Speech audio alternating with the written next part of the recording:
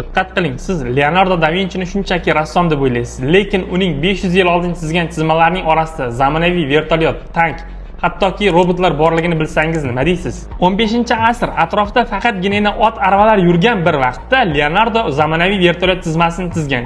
Eng dahshatlisi havoning zichligi va aerodinamikasini matematik uslubda hisoblab chiqqan. Zamonaviy muhandislar uning chizmalari asosida vertolyotni yasab ko'rishgan va bu vertolyot haqiqatdan ham uchgan.